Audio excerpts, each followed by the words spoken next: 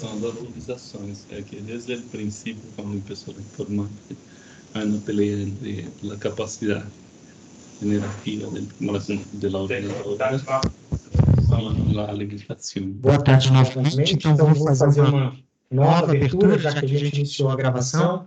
A gente vai dar início ao seminário permanente de perspectivas antropológicas jurídicas sobre conflitos socioambientais na América Latina. É o terceiro ciclo de atividades, que vai até dezembro desse ano.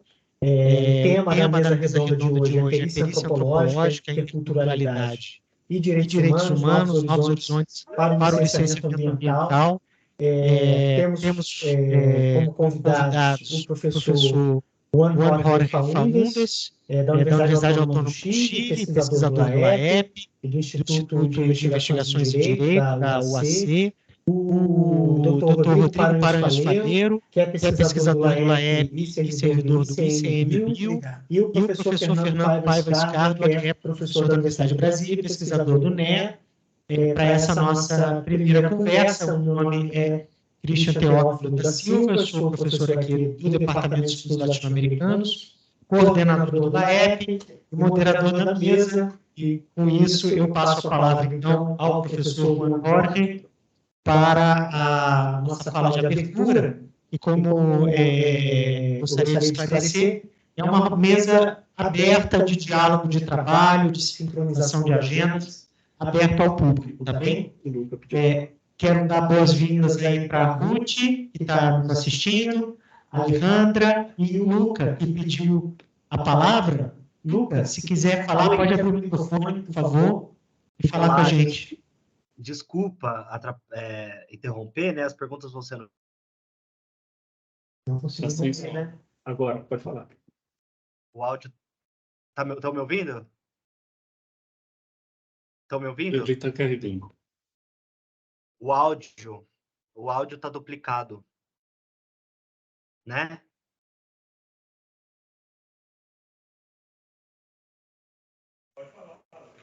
Vocês estão me ouvindo? Sim. Está sendo o computador do Juan, né?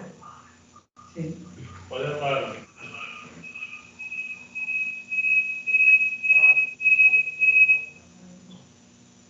No, che speri un poco perché ci va a salire con il devi salire fuori di altro perché sennò hai...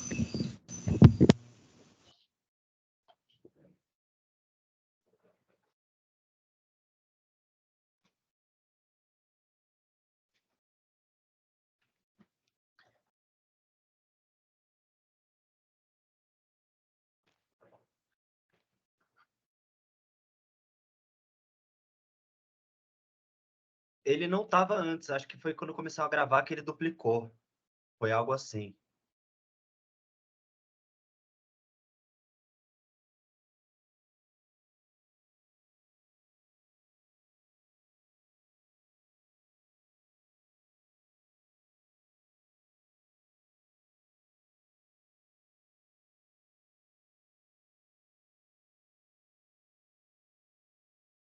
Que tente hablar. ¿Puedes hablar, por favor, Luca? Ele tem que ligar o microfone dele, senão sempre sai do áudio. Escuchamos, Luca. Tem que ligar o microfone. Foi. Agora Sim. acho que foi. Agora acho que foi. Solo por acá, lo escucho. Estou ouvindo bem. Ok, lo escuchamos aquí. Habla muy fuerte porque te escuchamos muy bajito.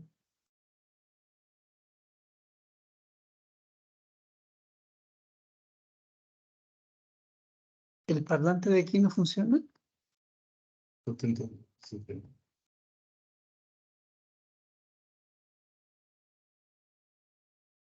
Fala para ele falar, ele abrir o microfone dele para ele falar, senão não vamos conseguir ouvir. Ele tem que ligar o microfone dele. Tá? Estou ouvindo. Você quer falar? Estou ouvindo. Você quer falar? Pode falar agora. Vocês estão me ouvindo? Eu estou ouvindo bem agora. Sim. Ok. Então tá bom. Obrigado. Acho que era isso, ele estava testando. Você só estava querendo testar ou você queria fazer uma palavra? Vocês estão me ouvindo? Sí. Estamos. O microfone estava duplicado, era só isso. Agora então ajustou. Tá, não, isso sim, O áudio, sí sabíamos. Tá bom? Ok? Obrigado. Yeah. Então vamos começar. Obrigado. Ya, ok. Ya, ¿dejo abierto el mío? Sim, deixa aberto Ok. porque é o único que está funcionando. Ya. Bueno, boa tarde, Boa tarde. Fernando, Rodrigo, Cristian, Rute que está conectada, Alejandra que está conectada y creo que alguien más, pero a todas y a todos. Como saben los amigos de la casa y de la casa, yo no falo portugués ni portuñol, pero trato de darme a entenderlo y ustedes pueden hablar tranquilamente en portugués, que sí entiendo. Quiero dar sinceramente las gracias a Cristian Teófilo da Silva, coordinador de la EPI, ¿ya? Y de la posgraduación en estudios americanos, ¿no?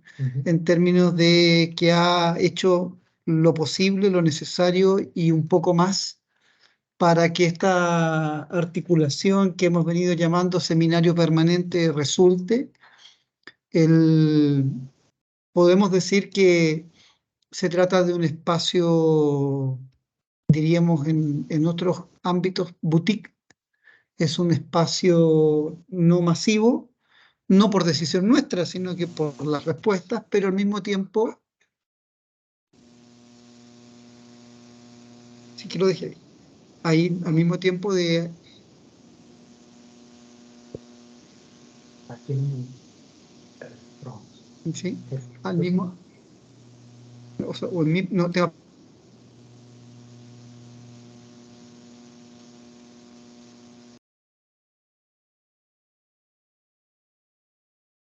¿Ahora sí? ¿Ahora sí? Ya, sigamos. Como decía, no, porque estoy saliendo por ahí. O corto.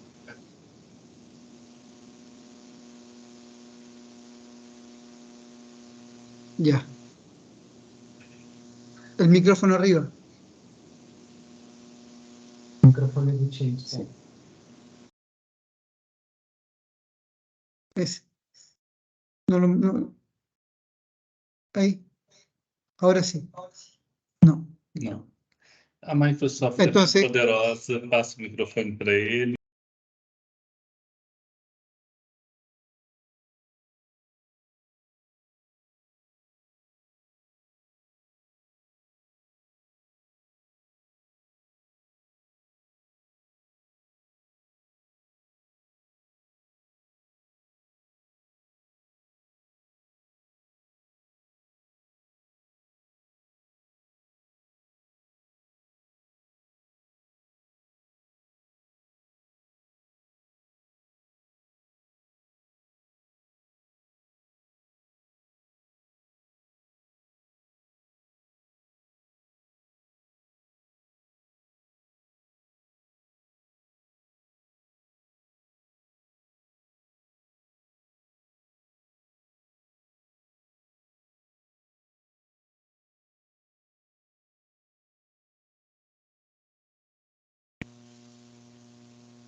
Escuchen si yo libero. ¿Ahora sí escuchan? Sí. Ahí me escuchan, pero se genera eco.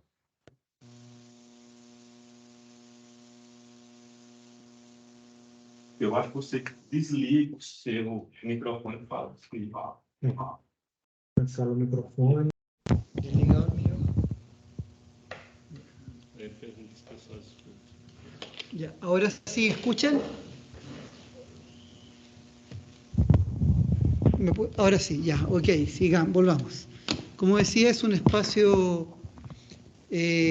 boutique en el sentido de que es un espacio de discusión de muy alto nivel, además de una discusión muy pertinente al marco que nos hemos propuesto, así este escenario de los proyectos de inversión, el investimento y los pueblos indígenas y grupos tradicionales en América Latina, particularmente focalizado en la evaluación ambiental en estos casos. ¿Ya? Yo admití.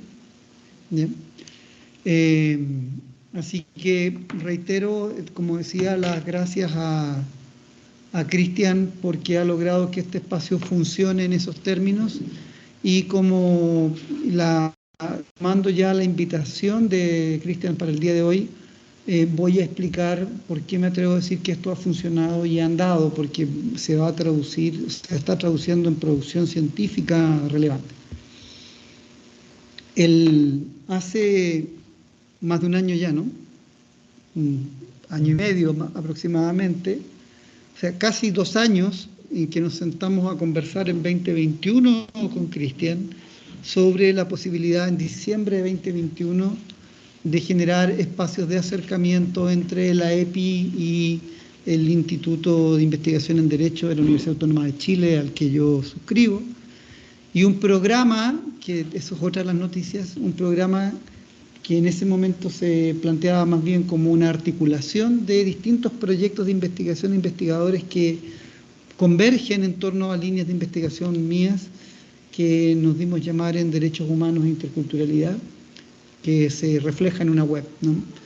Pero eran estas agendas de la EPI y estas agendas del investigador que se sentaba a conversar con Cristian un poquito desde la confianza de otro gran amigo que no está conectado ahora, pero que es parte de esta conversación, que es Vladimir Aguilar, que si no está aquí es porque probablemente está en Amazonas en este momento. De acuerdo a sus planes, debiera estar en medio de Amazonas.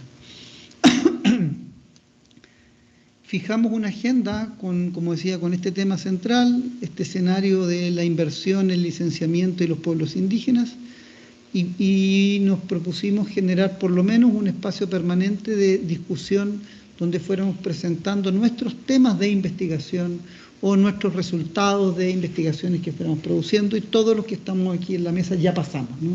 Además pasó Vladimir, pasó Patricia Perrone, y no sé si alguien más me falta de los que ya pasaron en la vuelta. La idea de hoy es poder traer sobre la mesa qué cuestiones hemos hecho y más o menos en qué punto estamos. En términos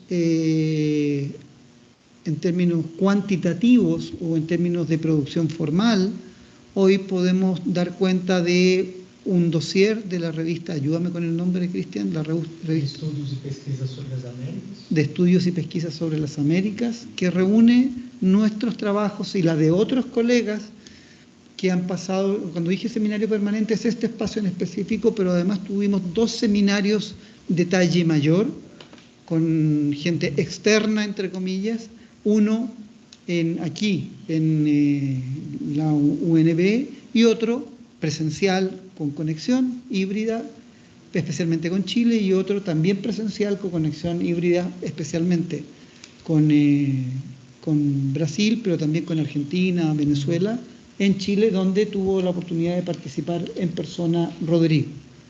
Y acaba de decir que quiere pagar la estancia con una cena. Bienvenida sea. ¿Ya? Entonces,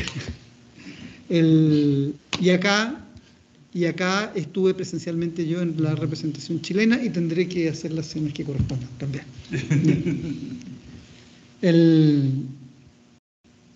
En ese marco, lo que nos planteamos fue, en este dossier de la revista de Estudio y Pesquisas de las Américas, llevar adelante algo tan sencillo como las miradas en distintos espacios de América Latina sobre los principales problemas del licenciamiento pueblos indígenas, ya, a lo que voy a pasar enseguida, y en el caso de un libro que es el que estamos produciendo en Chile, que más o menos refleja estas mismas cuestiones. Algunos nos repetimos, participamos de ambas producciones, entiendo que los 4 participamos de ambas producciones, y otros participan o en la producción brasileña o en la producción en Chile, y en todos los casos la producción es bilingüe, porque tiene trabajos en portugués y en español, también en mucho respeto en la idea de esta interculturalidad contextual que dice Salas, donde el usar las propias lenguas también es un referente.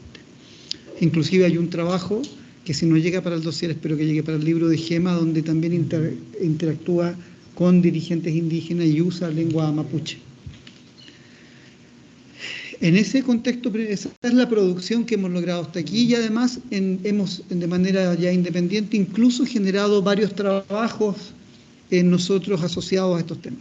¿Cuáles son los temas que hemos podido levantar? Uno, la idea misma del licenciamiento de proyectos de inversión indígena como una preocupación de la política pública en Brasil, en Chile, nuestros principales espacios de pesquisa, pero también en Venezuela, en Argentina, en Ecuador, a lo menos.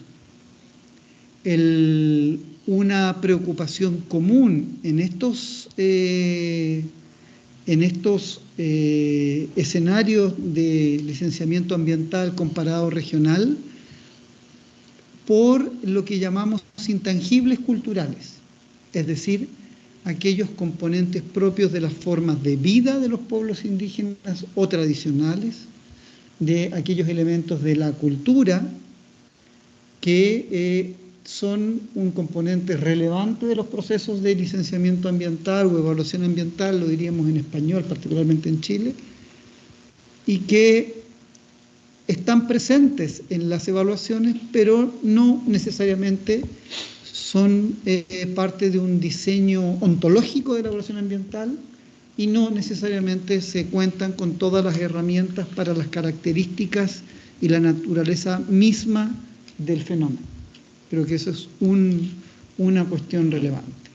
Otra, también a considerar, creo que Brasil hace un aporte importante desde el punto de vista de los principios preventivos y precautorios que están en su marco constitucional desde la Constitución del 88. También formula una contribución importante desde la mirada que tiene de la conservación de la Amazonía, donde hemos podido ver que quizás los problemas de mayor relevancia tienen que ver con la ilegalidad y no solo con la legalidad inadecuada, ¿no?, sino que como con el combate a la minería ilegal, a la destrucción o a la quema, etcétera, ¿no?, de la Amazonía u otros territorios de los pueblos indígenas que no son amazónicos, ¿no? Y al mismo tiempo con un sistema, Fernando es aquí y también Rodrigo en su oportunidad en Chile, los que nos han internado en eso, ¿no?, con un sistema complejo y que a diferencia del chileno distingue el licenciamiento en relación con lo propiamente ambiental del licenciamiento en relación con los derechos de los pueblos indígenas, particularmente la consulta. Mientras, en nuestro otro gran escenario, el de Chile, no tenemos la fuerza de los principios constitucionales y con la trayectoria de la jurisprudencia brasileña. No obstante, tenemos una jurisprudencia reciente pero progresiva que de un escenario de mucha técnica ambiental, de bastante inadecuación, ha ido avanzando muy rápido, inclusive en los años en que ha pasado este mismo seminario, los últimos 2 años. Esa jurisprudencia ha mutado con sentencias muy interesantes en defensa de los derechos de los pueblos indígenas, donde las características generales son otras. Es un sistema integrado, ¿no?, que integra la protección ambiental y los derechos de los pueblos indígenas en la misma evaluación, donde incorpora la consulta en el mismo esquema administrativo judicial, donde tampoco hay una consideración ab inicio, una consideración ontológico-ambiental respecto de los intangibles culturales, pero con una preocupación ascendente en relación con los intangibles culturales.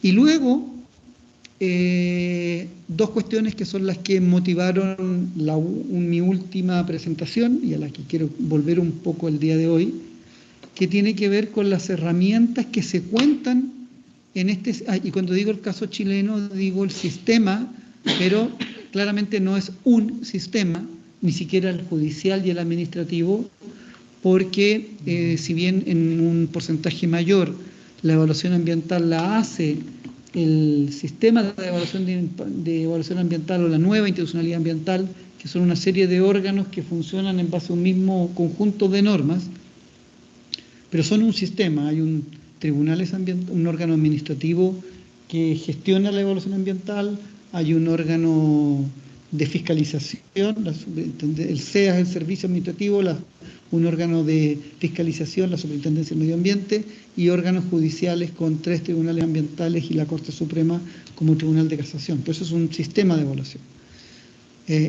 En paralelo, existen proyectos que no entran a ese sistema, luego tienen solo supervigilancia judicial. En la energía geotérmica, por ejemplo, que es de gran impacto en Chile, o bien hay inversiones que no pasan por evaluación ambiental en general y tienen otros parámetros. Decía cómo ese es el escenario chileno, con esa complejidad de tener un sistema bien complejo, en general único, integrado, pero con componentes que van por fuera. En este contexto aparecen 2 herramientas o 2 instrumentos, genéricamente hablando, que me parece que son del máximo interés hoy para abordar la cuestión del licenciamiento ambiental en relación con los pueblos indígenas, en particular sus intangibles culturales. Uno, como decía, que fue ya trabajado y que es objeto de un artículo que fue aceptado por la revista Cultura, Hombre y Sociedad chilena. Yo esperaba que publicaran este semestre, pero no pasó, así que ahora estamos invocados a diciembre, pero en todo caso yo lo puedo facilitar con la correspondencia respectiva, sobre el peritaje antropológico en el marco de la evaluación ambiental, es decir, cómo, y ahí viene la convergencia entre el mundo de la antropología o de los estudios socioculturales de la EPI en relación con los pueblos indígenas, y un poco las investigaciones que veníamos haciendo en el Instituto de Investigación en Derecho en Chile en relación con los pueblos indígenas, pero un poquito desde el mundo del derecho hacia las ciencias sociales, ¿no? Mientras acá hay una mirada que nace más desde lo sociocultural, las ciencias sociales, hacia los componentes respectivos del derecho, entendiendo que el escenario es el mismo, solo que los puntos, las fuentes o los puntos de origen parecen tener estos nacimientos distintos. Como decía, el instrumento convergente es el peritaje antropológico, pero también en la lógica de darle sustentabilidad, y con eso vuelvo en un punto al inicio, a la cuestión más institucional de relación, de darle sustentabilidad a este espacio de diálogo, trabajamos ya el año pasado, que no nos fue bien, insistimos con un proyecto internacional de vinculación presentado a la Agencia Nacional de Investigación en Chile, ANID, y de Investigación y Desarrollo, para generar una red en torno a la evaluación ambiental y focalizada en pueblos indígenas. Y ese proyecto, el año anterior, se centró en peritaje antropológico en materia ambiental, pero este año toma el capítulo del peritaje antropológico en materia ambiental como una herramienta, pero al mismo tiempo plantea preguntas para que sigan siendo materia de discusión de este espacio sobre la inteligencia artificial en la evaluación ambiental. Porque hoy es una herramienta, la inteligencia artificial se empieza a vincular a los proyectos de inversión desde la arquitectura. No sé si lo sabían, pero es la arquitectura la pionera con las maquetas digitales. Empiezan a generar escenarios en realidad virtual porque es bastante más barato, más rápido que construir edificios o maquetas de edificios. De ahí viene. Son los pioneros, los arquitectos, en la evaluación de proyectos, ergo la evaluación ambiental usando herramientas de inteligencia artificial. Eso ha llevado a que la arqueología use las herramientas de realidad virtual para reproducir espacios socioculturales extintos, lo cual, claro, epistemológicamente puede tener un riesgo, y es que la representación que hoy se haga de una cultura extinta a partir de cántaros, literatura, hallazgo osamental, lo que se logre hallar, ¿no? Pueda no ser una representación histórica correcta en relación con lo que efectivamente pasó. Pero ese es el riesgo de la arqueología, ¿no? La arqueología trabaja sobre la base de ese riesgo, pero es un riesgo que su peor escenario es que nos cuenten una historia que no fue. Pero esa herramienta de la generación de espacios de culturas vivas en realidad virtual, hoy se está planteando como una herramienta para la evaluación ambiental respecto de pueblos indígenas. Y hay por lo menos un caso que yo logré pesquisar, puede que haya más, no soy falible, especialmente en esto, pero claramente es algo muy emergente. Si no hay 1, 2, 3, es muy poco. En Australia, porque hay pueblos indígenas que están en situaciones más que de aislamiento, de distanciamiento, donde el trabajo de pesquisa o de evaluación, de pesquisa para la evaluación ambiental es muy oneroso, y se ha trabajado con estas herramientas que venían de la arqueología para la proyección de espacios y de culturas vivas y evaluar el potencial impacto que podrían tener ciertos proyectos o acciones humanas en esas culturas vivas. Al parecer tendría la ventaja de poder ensayar eventuales efectos de proyectos sin generar un impacto solo en la proyección, en esta idea del universo digital, pero al mismo tiempo el enorme riesgo ya propio de la arqueología de crear espacios que no son efectivamente reales por información que no es suficientemente procesada. Esas son algunas de los riesgos que uno visualiza a primera fase. Bueno, en el marco entonces de la red, pensando los desafíos hacia el futuro, nos planteamos la necesidad de estudiar a nivel comparado el peritaje antropológico como una herramienta ya clásica, asentada en materia penal, pero bastante menos utilizada en la evaluación ambiental, aunque también utilizada. El trabajo que yo realicé se planteó, o sea, que realizamos, porque es un trabajo de triautoría con Patricia Perrone y una estudiante chilena, que me perdone, Valentina Paz Araya Pérez, ¿ya?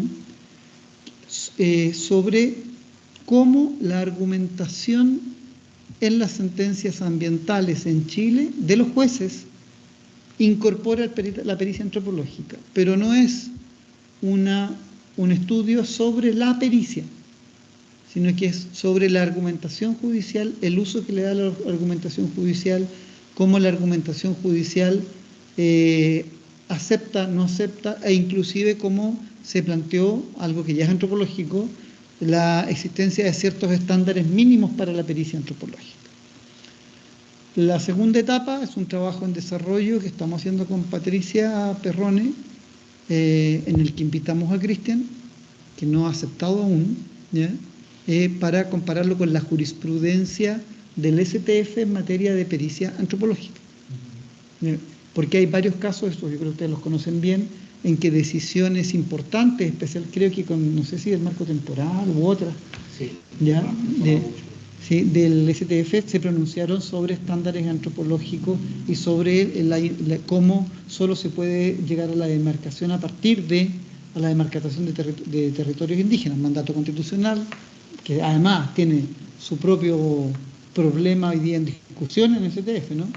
Desde la base, decisiones basadas en pericia antropológica. Entonces es un trabajo que está en desarrollo, y otro trabajo que tenemos planteado también en desarrollo con Cristian, que debiera ir, esperamos por lo menos al libro, que es ya entrar al abordaje de los estándares disciplinares antropológicos, ya no solo como los jueces argumentan en relación con la pericia antropológica, sino que también como este estudio comparado nos permite decir, mire, las pericias antropológicas en relación con intangibles culturales debieran a lo menos tener tales o cuales parámetros. Si nos va bien con el proyecto postulado, vamos a tener la posibilidad de trabajar un año con visitas recíprocas entre Brasil y Chile, un seminario en Chile, un seminario en Brasil, 2 en Chile, 1 en Brasil, en relación con la pericia y además la evaluación ambiental con herramientas de inteligencia artificial. Eso es un poco la síntesis que quiero hacer. Como ya en la vez anterior abordé la cuestión más sistemática sobre los peritajes antropológicos y en el razonamiento judicial, no quiero quitar más tiempo, pero solo decir que de ese tema quedan claro, por lo menos en el caso chileno. Uno, que la pericia antropológica encuentra su fuente jurídica como una suerte de derecho al peritaje antropológico ambiental sustentado en el derecho humano a la identidad cultural y en el derecho humano al medio ambiente. Y además el derecho humano a la identidad cultural se incardina, se conecta con el derecho al acceso a la justicia. Es decir, el acceso a la justicia supone una justicia en contexto, una justicia que incorpora en la ponderación de los hechos el contexto cultural en que los hechos de conocimiento judicial ocurrieron, ¿ya? Y al mismo tiempo eso exige herramientas para poder dar cuenta de ese proceso, una, el peritaje antropológico, otra, que también que no es parte de lo que está en este trabajo, pero que se ha usado en Chile, el propio testimonio de los actores indígenas o de pueblos tradicionales, y ha sido también valorado en diversos casos, pero en definitiva da cuenta de este derecho a la identidad cultural en el acceso a la justicia, ¿no? Una justicia que incorpora la forma de vida en que ocurrió el hecho, que es ponderado. Y a su vez, no se puede entender el derecho al medio ambiente sin entenderlo en relación con los actores. He centrado este diálogo en la pericia antropológica, pero en los resultados de este trabajo aparece que la evaluación judicial es muy dispar. Hay jueces que aceptan la pericia en su levantamiento de fatos, de hechos, y en sus conclusiones. Hay otros que solamente la aceptan por los hechos y no por las conclusiones, otros por las conclusiones y no por los hechos, otros que no consideran la pericia sin argumento alguno, no la toman en cuenta, otros que la descartan con argumentos disciplinares y diciendo que la pericia no cumple con los estándares disciplinares, etc. Pero también las decisiones utilizan casi como un igual pericias sociales, pericias arqueológicas, y en buena parte de los casos se introducen también elementos tecnológicos para evaluaciones hídricas o de otros componentes más del área biológica en relación con la pericia antropológica. Eso también dejarlo ahí como dato interesante lo que hemos levantado hasta ahora. Chan, muchas gracias. Obrigado. Paso la palabra a Rodrigo Paranhos. Obrigado, Jorge. Obrigado, Christian. Obrigado, Fernando, pela oportunidade de estar dividindo essas reflexões com todos. Também agradeço a amizade, o carinho também das pessoas que estão ali na plateia, né? A gente está vendo várias pessoas que participam aqui do LAEP, né? Desse projeto com o Jorge. E é sempre muito bom encontrar, né? Bem, o Christian me falou para fazer algumas abordagens, né, sobre o que a gente estava pensando, e aí eu me lembrei, quando estava vindo para cá, de uma aula com o Carlos Rodrigues Brandão, na Unicamp, em 1999, em memória. Uma figura, muito legal ele. Enfim, em 1999, a gente estava encerrando um curso na Unicamp, e era véspera do ano 2000, né? E aí ele virou e falou assim, gente, não vamos pensar agora no ano 2000, pensar no ano 3000, 5000, quando nessa sala vai estar um jacarandá sentado do lado de um humano, uma onça, um venusiano, e essa diversidade toda, né? E aquela fala dele, ela foi muito inspiradora no sentido da gente ampliar os horizontes, né? Os horizontes que a gente quer ver. Muitas vezes a gente procura ver alguma coisa tão tangível que o intangível se torna algo impensável. E aí, naquela provocação dele, ele quis dizer assim, vamos pensar na inclusão um pouco maior, né? Acho que se hoje ele estivesse vivo aqui dando essa aula, ele falaria assim,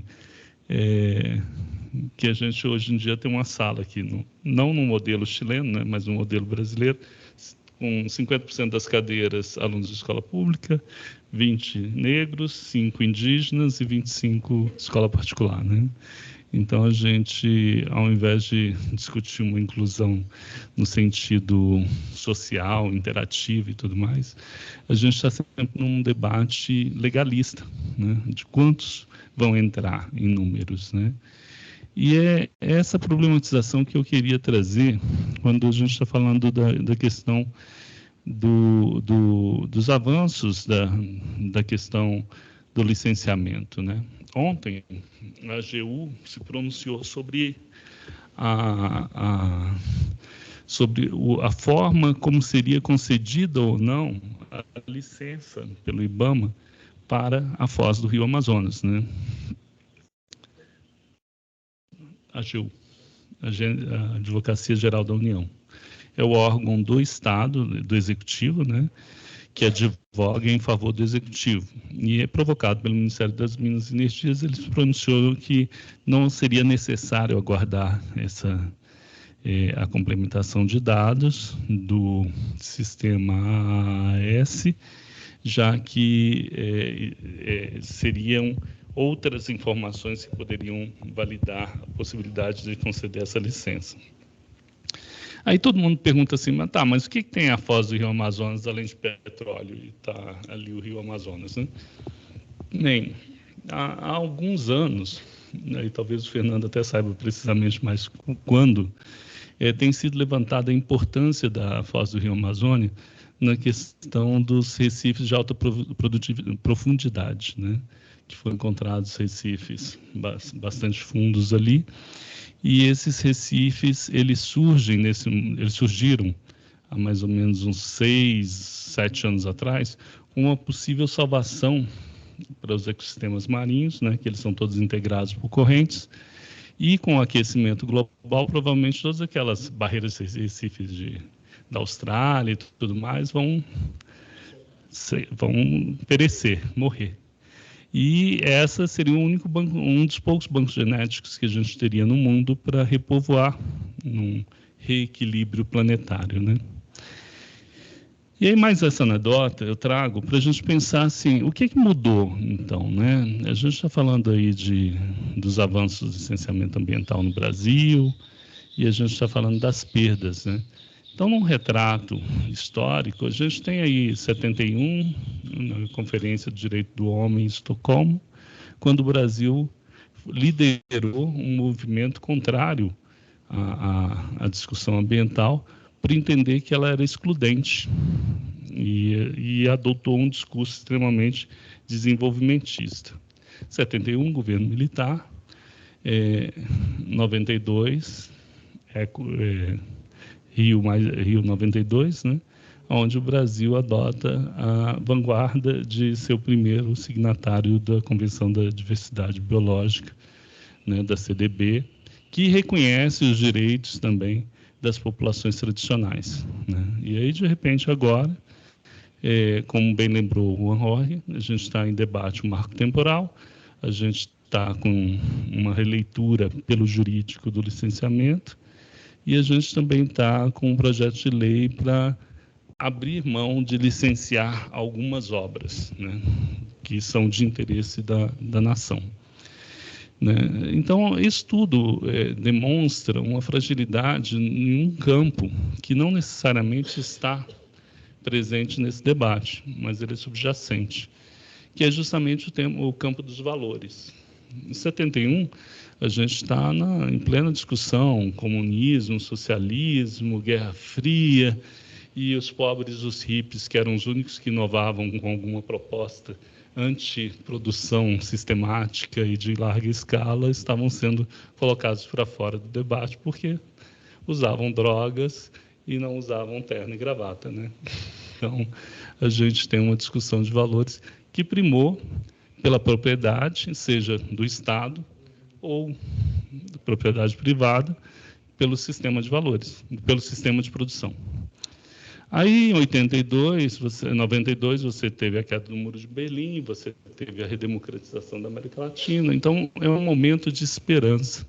Recentemente, conversando com um antropólogo da Holanda, ele falou assim, está muito triste hoje a Europa, porque tudo aquilo que a gente tinha de esperança passou. Agora a gente está com medo.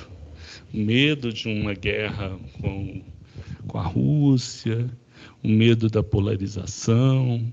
Então, assim, os valores mudaram, né? E aí você começa a ter, de novo, um outro mundo onde esses valores subjacentes vão alimentar justamente essa possibilidade de termos como priorização não a questão ambiental, que foi conquistada ao longo do século XX, né, e a questão dos direitos indígenas, que também foram conquistados ao longo do século XX, mas a gente começa a ter justamente esse diálogo de novo, mas não que ele deixou de existir, né, mas mais intenso entre a advocacia e o capital. Entende? Porque o que a gente está falando é justamente disso. Não é a questão se o índio estava ali em 88 ou se a população que estava ali em 89 tem o mesmo direito indígena, né? A gente não está falando de exame de DNA, a gente está falando disso porque o Brasil ele prescinde disso. Ele adotou o autorreconhecimento desde sempre. E nos anos pós-reabertura, isso se tornou muito forte, tanto que a gente tem todo o caminho de volta do Pacheco, né, reforçando isso, que é um caminho de... eu posso ter sido invisibilizado pela sociedade como indígena, mas eu mantenho os meus laços históricos, culturais, e por isso eu advogo em prol desse direito. E é nesse sentido que o marco temporal, talvez, ele seja mais agressivo na questão do direito indígena, porque, em tese, o marco temporal ele impõe um limite para o reconhecimento do território como tradicional, ou seja, aquele que não é indenizado pelo Estado. Ele não necessariamente pressente que você possa, por exemplo, criar uma reserva indígena. É lógico que o arcabouço para uma reserva indígena já foi usado, mas é muito pouco explorado e muito pouco consistente hoje em dia. Mas eu não estou defendendo isso, eu só estou ponderando isso no sentido de que ele é muito mais agressivo com aquelas populações que não estão isoladas, em recente contato, ou no meio da Amazônia. Era muito mais agressivo com as populações que estão perto das cidades, que estão em contato há muito tempo, e etc. Então, do mesmo jeito, a legislação ambiental, ela desenvolveu muito nos anos, curiosamente, no final do governo militar, graças ao Paulo Nogueira Neto, né, que sabiamente envolvia os militares nas agendas, isso é notório, está publicado, né, envolvia os militares nas agendas ambientais, e como eles estavam em queda no prestígio, eles acabavam levantando a bandeira ambiental. Então, muitas coisas foram feitas no governo militar e só foram referendadas ou aprimoradas na Constituinte de 88. E esse avanço, né, permitiu que, no final dos anos 80 e início dos anos 90, mais ou menos, né, Fernando, começasse o sistema de licenciamento. Diferente do Chile, não um sistema complementar, mas inicialmente um sistema concorrencial, porque a legislação preconiza que as esferas da União, da Federal, Estado e município podem concorrer naquele processo. E aí, gradualmente, foi montando esse sistema. E aí, no governo Lula, né, a gente tem a apropriação desse sistema com alguns nichos que têm uma relação próxima, que é o caso dos indígenas, né, quando você tem a definição pelo MMA que os índios têm que ter uma parcela de participação nessa definição. Eu estou fazendo essa reflexão histórica para dizer o seguinte: quando passei na FUNAI,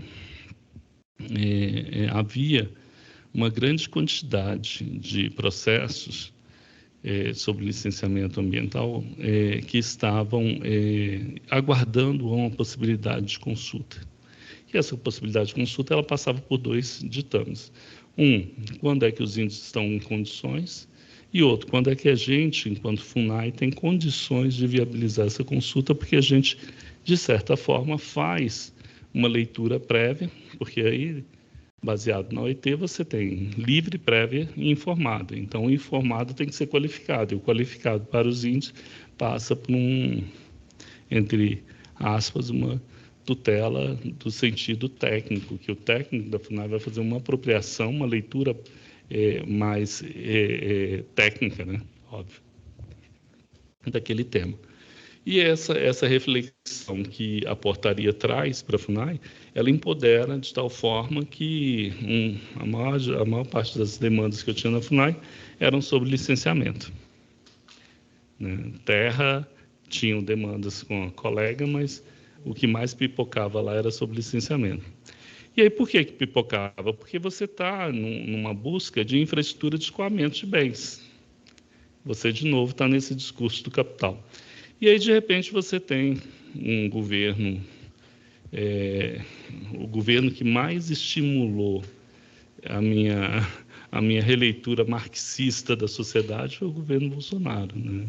Que ele exemplificou toda a crítica de Marx na prática, né?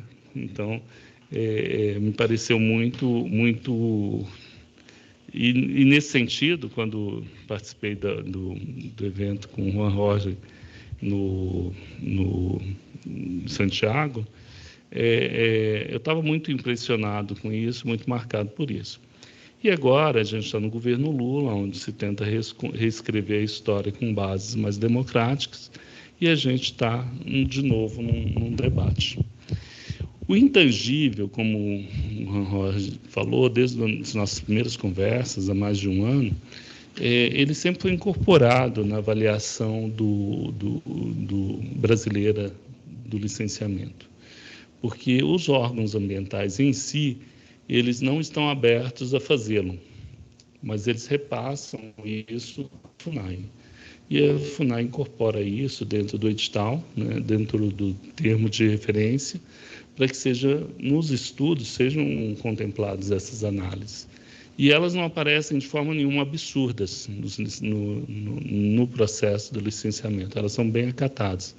A maior crítica dos órgãos ambientais, e principalmente daqueles que pagam pelo licenciamento, porque quando eu vou pedir a licença para fazer uma PCH, alguma coisa, eu estou pagando para o Estado me dar essa resposta, a maior crítica deles é o prazo, o tempo, que às vezes demora muito para que eles tenham uma resposta.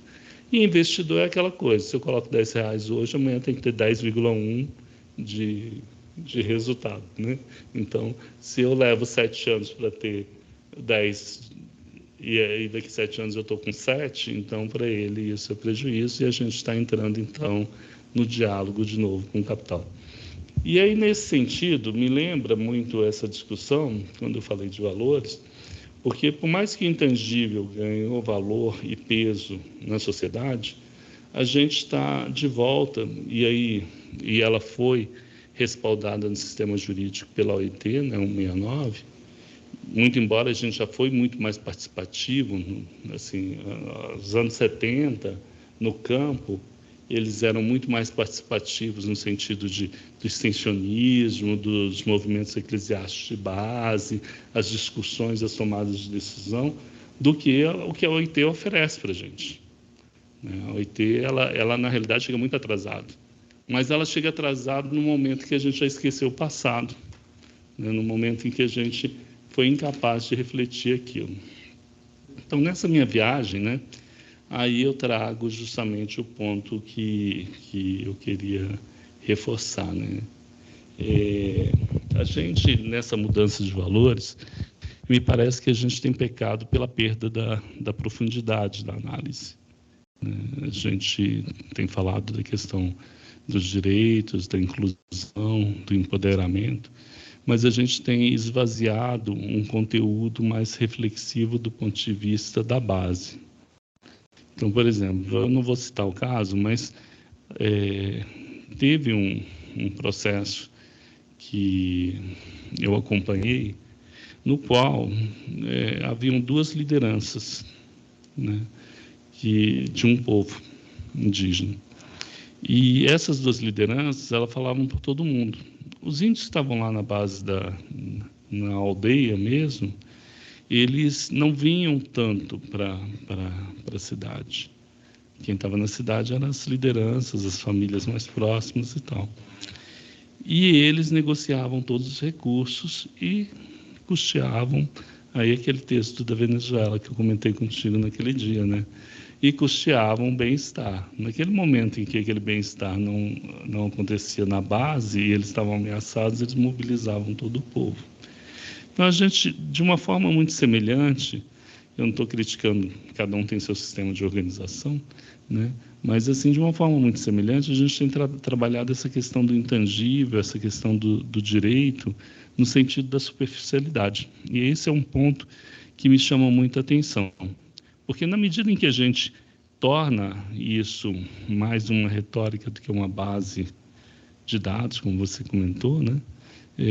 A gente acaba tendo essa fragilidade que permite que um advogado, nada contra advogados, um advogado da AGU, fale que, não é necessário você licenciar a exploração de petróleo em uma das áreas mais importantes do ponto de vista ecológico do planeta, não é no Brasil, é do planeta, né? Aí a pessoa pode falar assim, mas que tem sido o discurso, né? Mas por que a gente tem que pensar no planeta se a gente tem que pensar no Brasil? Tá, mas o petróleo que está sendo explorado ali é para quê? É para o Brasil ou é para os acionistas da Petrobras? Né? E se a gente não for explorar ali, o que não garante que a gente receba uma indenização, sei lá, um apoio financeiro do resto do planeta para trabalhar e compensar esse não explorar? Mas não, isso foge da linha e da caixinha, né? Uma expressão que a gente diz no Brasil, foge de qualquer possibilidade viável, porque a gente não está falando de algo tangível como investir na Bolsa ou uma lei normativa. A gente está falando de uma possibilidade de inovar e de reajustar. Então, ao meu ver, e aí eu concluo, a nossa crise de valores, ela é esvaziada de conteúdo, e aí ela permite um diálogo, uma advocacia sofista, né, na qual a retórica vale muito mais do que o conteúdo. E aí a gente começa a ter prejuízos na questão da conservação ambiental, e a gente começa a ter prejuízos também na garantia de direitos indígenas, e a gente começa a ter pessoas que estão mais preocupadas em quantos likes recebem do que em quantos índios estão morrendo ou quantas árvores da Amazônia estão caindo. Então era isso, essa reflexão que eu queria trazer, pensando numa agenda de trabalho muito mais em tentar dialogar essa capacidade da gente organizar dados, que é muito a linha do Vladimir, pena que ele não está aqui, né, organizar dados em diálogo com conceitos. Resgatar um pouco o que a gente vem perdendo, seja pelo discurso negacionista, né, que a gente sofreu muito nos últimos 4 anos, seja pelo próprio desinteresse da sociedade por temas constitutivos de valores. Entende? Então, acho que vale muito a pena retomar. Então, é essa linha que eu tenho tentado tangenciar ultimamente. Obrigado.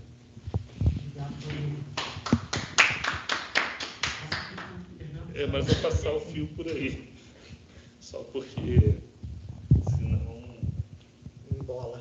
Não, passa aqui no pescoço, e aí vai ficar muito feio, né? Bom. Tá. Estão me ouvindo? Queria agradecer, então, a presença aí dos nossos amigos e amigas virtuais, né, que não podem estar presentes aqui nesse momento, bem como todos os membros aqui da mesa. Né? A gente foi chamado aqui para discutir um pouco, né, e na verdade eu não vim com uma pauta, né? Vim só, estou até de férias aqui, mas vamos participar aqui. O diálogo, né, que foi colocado até então, né, do Juan Rorges e do nosso colega Rodrigo, foi né, tanto dos aspectos legalistas, da parte de instrumentos e, né, outros valores colocados pelo Rodrigo, e a parte toda de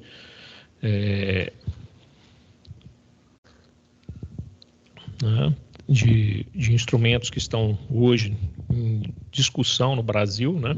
Vou partir daqui, né? Você fez um resgate histórico, uma síntese bem elucidativa para quem participa do processo, e hoje a gente está numa encruzilhada, né? Que, na verdade, está saindo de um governo para o outro, uma transição de um governo para o outro, mais democrático, onde vários instrumentos estão sendo colocados, né, em rediscussão, né? Alguns estão voltando. O licenciamento ambiental tem mais de 12 anos que está em discussão, eu acho que deve ter uns 15 agora, na Câmara e no Senado, né, para discutir o processo todo de licenciamento ambiental, e a proposta que tinha anteriormente foi muito modificada e deve estar sendo discutida novamente, bem como outros instrumentos que foram colocados infralegais, né, dentro dos próprios órgãos também estão sendo revistos, né, isso tanto nos órgãos aqui do Instituto Chico Mendes, né, que o Rodrigo participa, como do próprio Ministério, na FUNAI, de povos tradicionais, né, então muitos deles estão sendo revistos, outros estão sendo criados. Então abre-se também aqui uma lacuna e uma oportunidade, né, para trazer, né, eu acho que eu vou avançar um pouco aqui na agenda, Christian, que a gente está discutindo, já trazendo, né, a discussão, que até então a gente veio de 2 reuniões, né, anteriores que eu pude participar, outras eu não pude, no qual nós fizemos a apresentação, né, de cada um do que estava desenvolvendo, né, no meu caso do licenciamento ambiental em terras indígenas, e o Juan na parte do Chile, né, trabalhando com a proposta do Chile, o Rodrigo também trabalhando com as questões indígenas, o Christian também, eu não pude participar das suas reuniões de vocês, mas o avanço que nós teríamos e a proposta, né, foram a construção de novos projetos de pesquisa, que até então nós estamos pegando e discutindo a questão, e com editais abertos, o Christian falou que tem 2 editais, no Chile também foi apresentado, né, Juan, uma proposta, né, que a gente estava em discussão, não sei como está o estágio lá de análise, né? Mas o avanço que nós poderíamos trazer dentro da própria proposta de pesquisa, né, seriam essas, vamos dizer, lacunas que foram colocadas, né, que estão em aberto dentro desses processos, né, em termos de instrumentos a serem construídos ou subsidiar a discussão desses novos instrumentos ou a revisão desses instrumentos que estão colocados aí nas políticas públicas dos 2 países, pelo menos, do Chile e do Brasil, né? Eu acho que é uma oportunidade nesse momento, né? Existe um grande interesse, pelo menos do ponto de vista do governo brasileiro, em rever, né, e criar medidas e meios para se resgatar esses valores, né, que o Rodrigo citou aqui, bem como incorporar todos esses outros elementos do ponto de vista intangíveis, né, da parte cultural, étnica, racial, né, das populações tradicionais, que até então carecem de alguns instrumentos próprios, né? E essa participação ao longo do processo, né, que deve ser revista, né? Porque o que a gente tem visto, esse empoderamento dessa sociedade, dessas pessoas, ela não é tão clara como somos para nós, né, que estudamos os casos, mas para quem está lá na ponta, essa forma de participação é diferenciada, eles têm um outro olhar. E muitas vezes eles não conseguem participar desse processo da forma como nós gostaríamos, como o Rodrigo colocou, no tempo que nós gostaríamos, talvez, mas a sua participação dentro do seu tempo é importante para que eles possam realmente entender. E a participação tem diversos tipos e níveis, né? E se não for informada essa participação, é simplesmente um processo de quadro de cooptação ou de você pegar e falar, ok, estamos de acordo ou não, né, de acordo com como é feito esse processo de participação. Então, acho que esse momento é interessante dentro dessa discussão para que a gente possa trazer, né, e aproximar a pesquisa junto com os órgãos tomadores de decisão para levar a subsídios, né, para melhoria desses instrumentos. Tá? Eu acho que nesse sentido que a gente tem talvez procurado. É claro que a pesquisa também tem seu tempo, né? Vai requerer tempo, até porque, como colocado pelo Rodrigo, e a gente tem observado, foi desmontado muita coisa no governo anterior. A gente não tem base de dados, ou as bases de dados estão bem precárias, estamos tendo que resgatar, ou reconstruir, ou refazer, ou fazer novamente, né? E isso, fazer política pública, até a gente pegar dados para poder pesquisar também, vai demandar todo esse processo, né? Então, pelo menos aqui no Brasil, viu, Juan, a gente tem esse probleminha. Não sei como está lá no Chile, essa questão de acesso a dados e tudo mais, mas eu acho que isso vai ser importante também da gente estar construindo, levando. Eu queria parar por aqui, não vou me estender, porque eu acho que o Christian vai colocar aí como está a questão dos projetos de pesquisa, que a gente ficou desenvolvendo aí, retrabalhando, né? Eu tive a oportunidade de conversar com ele para a gente rever algumas coisas que estavam na proposta anterior e talvez ele possa estar dando aí uma nova informação. Obrigado. Obrigado, Fernando. Bom, minha fala agora ganhou o tom de prestação de contas, né? Mas o que eu queria, né, com essa ideia de mesa redonda, eu já tomei nota aqui de vários pontos que vocês trouxeram, era reproduzir mesmo essa experiência que nós tivemos alguns meses atrás, de repensar o projeto de pesquisa. Nós elaboramos 2 projetos, né? Teve um projeto que nós elaboramos primeiro com os colegas do Chile, com um grupo de pesquisa bastante grande, de pesquisadores de várias universidades chilenas, várias universidades brasileiras, instituições brasileiras, né? E um segundo projeto derivado desse que a gente submeteu ao edital universal do ano passado, né?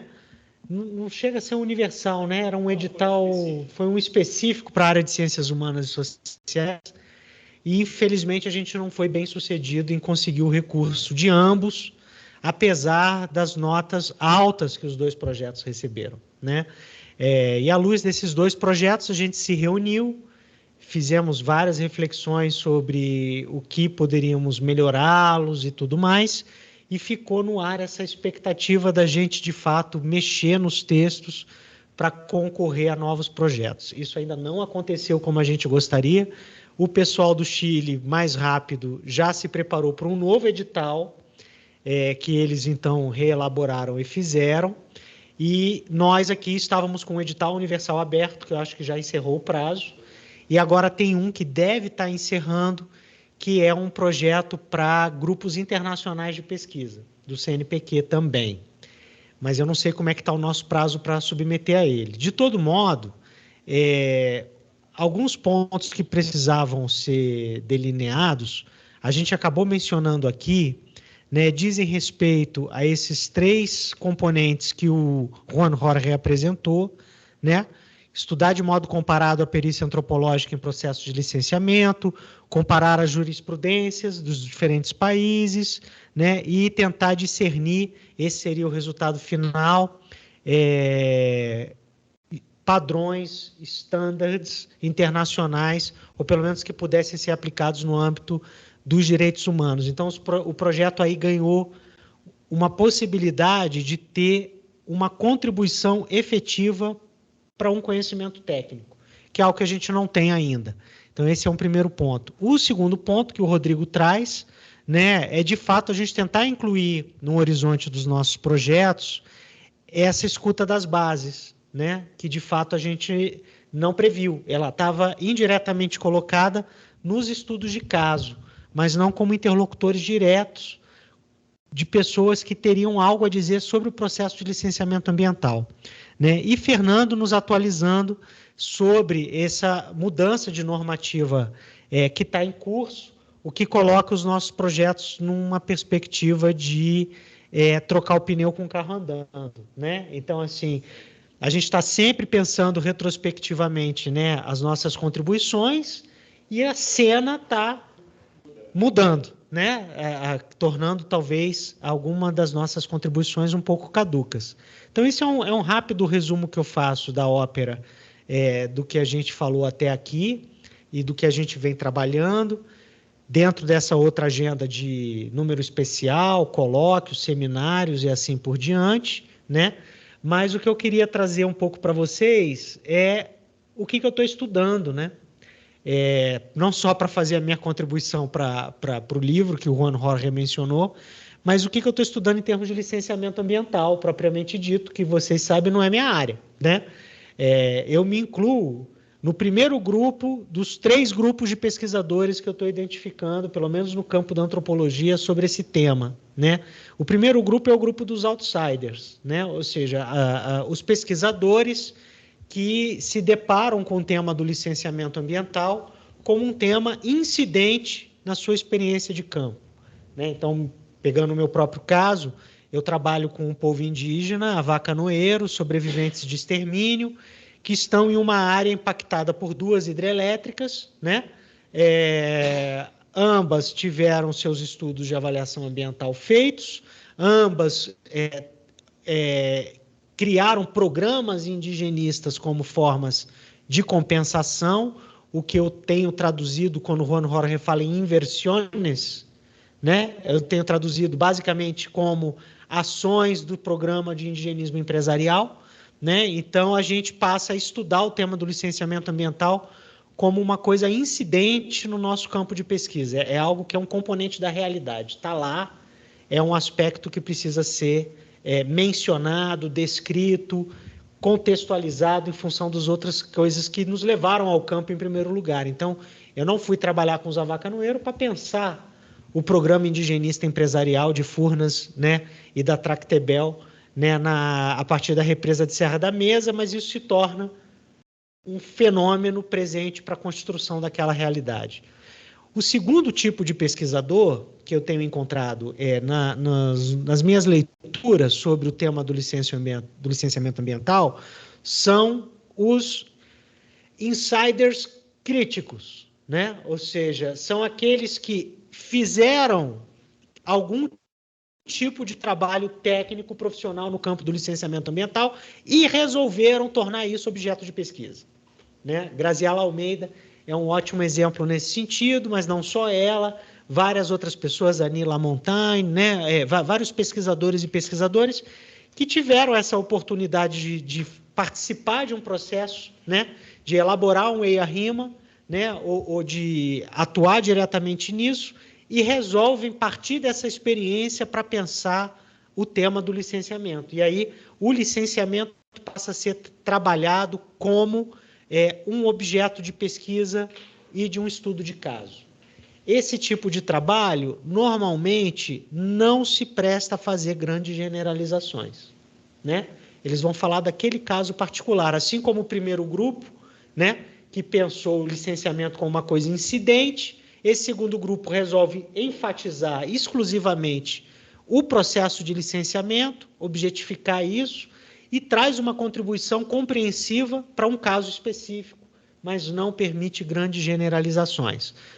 Lógico, quando a gente começa a ler esse conjunto de casos, a gente ganha a habilidade de fazer generalizações pela comparação dessas pesquisas, né? Mas esse é o segundo grupo de pesquisadores.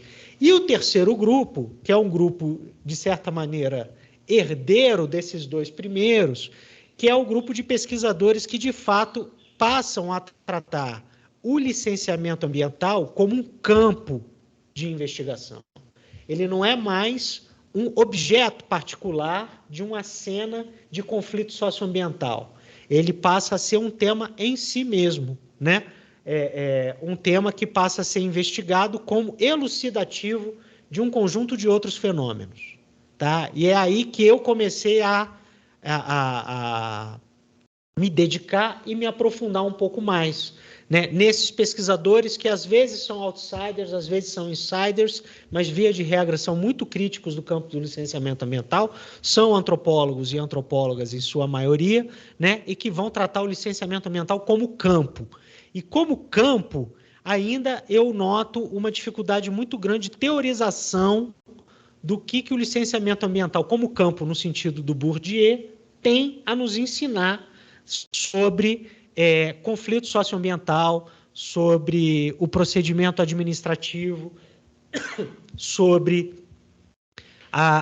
o instrumento jurídico e, enfim, sobre a política pública de planejamento ambiental que o campo de licenciamento ambiental enseja, né? Ou seja, ainda há muito pouco aprofundamento, no meu entender, por esse terceiro grupo de pesquisadores nesse sentido. Então, ainda que eles estejam falando do campo do licenciamento ambiental de maneira mais abrangente, trazendo mais elementos comparativos e assim por diante, ainda a gente não tem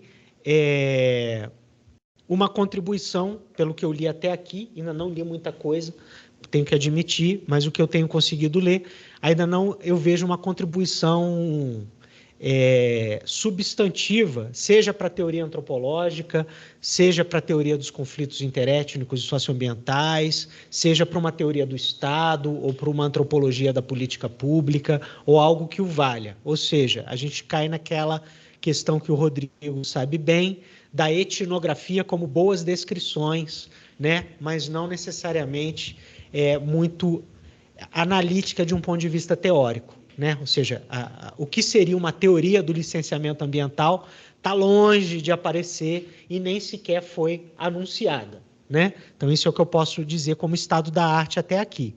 E para pontuar algumas coisas... Não. Não, eu só estou identificando lacunas, como disse, né, o Fernando, o Rodrigo aí.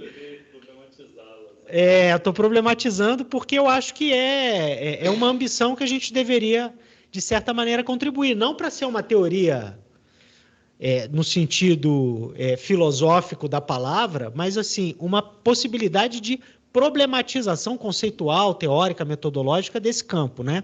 Bom, dito isso, algumas coisas que eu queria colocar para finalizar, que eu acho que são interessantes a gente colocar como um horizonte para essa reflexão sobre o licenciamento ambiental e a perícia antropológica. A primeira delas eu tiro do trabalho da Débora Bronze, que talvez seja a antropóloga de maior expressão no momento estudando licenciamento ambiental como campo. Agora eu não me recordo se ela está na UF ou na UFMG, espero que esteja em uma dessas duas, né?